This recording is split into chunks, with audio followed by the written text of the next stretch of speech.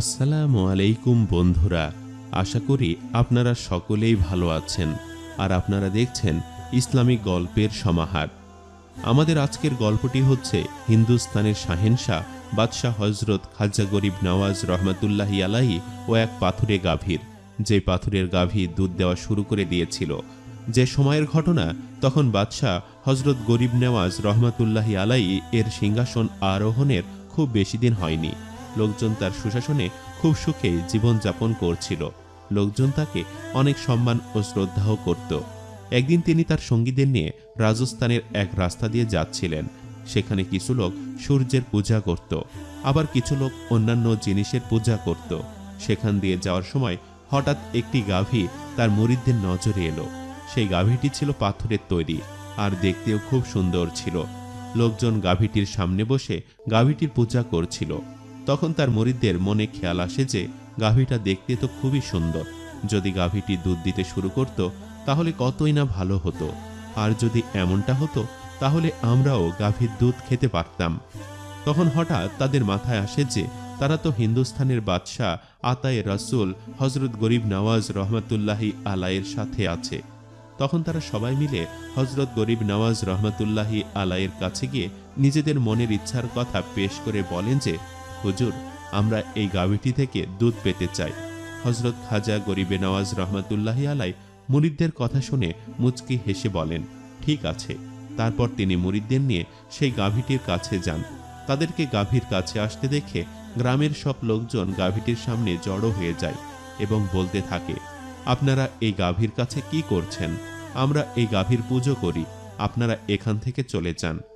তখন খাজা গরিবে নওয়াজ রহমতুল্লাহি আলাই লোকদের উদ্দেশ্যে বলেন, আমি এখানে কিছুই করতে আসিনি। আমার মুরিদরা এই গাভীর দুধ পান করতে চেয়েছে, তাই আমিও চাই এই গাভীটি যেন দুধ দিতে শুরু করে। তখন গ্রামবাসীরা হেসে বলে, বাবাজি, এটাও কি কখনো সম্ভব যে একটা পাথরের গাভী দুধ দেবে? শাহেনশাহ খাজা রহমতুল্লাহি আলাই বলেন, হ্যাঁ, এমনটাই হবে। এই গাভী দুধ দেবে আর সবাই সেই দুধ পানও করবে। এ কথা শুনে গ্রামবাসীরা আবারও বলতে থাকে, বাবাজি, এই গাভী মার্বেল পাথরের তৈরি, এটা কিছুতেই দুধ দিতে পারবে না।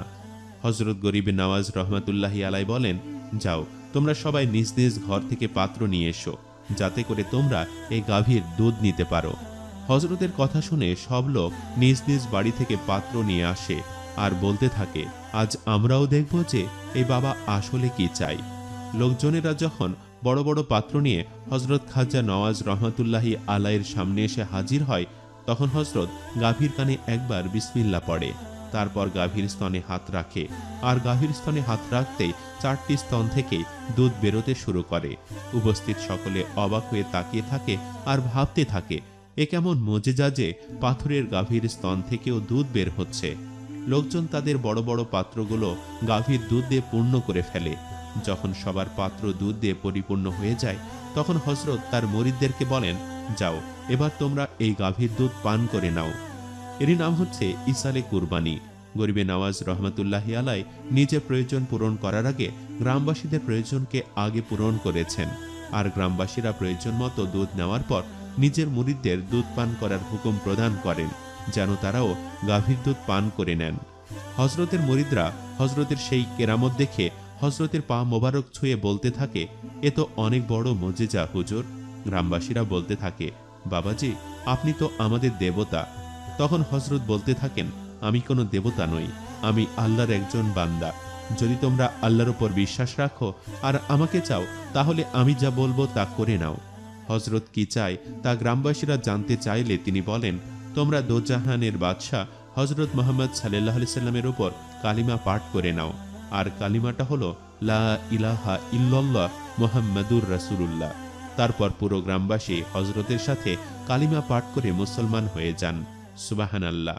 এটাই হলো আল্লাহওয়ালা বান্দাদের মাহাত্ম্য।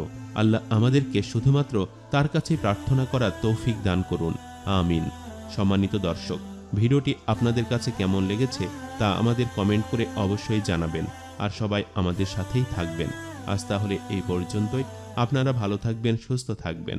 আল্লাহ হাফেজ।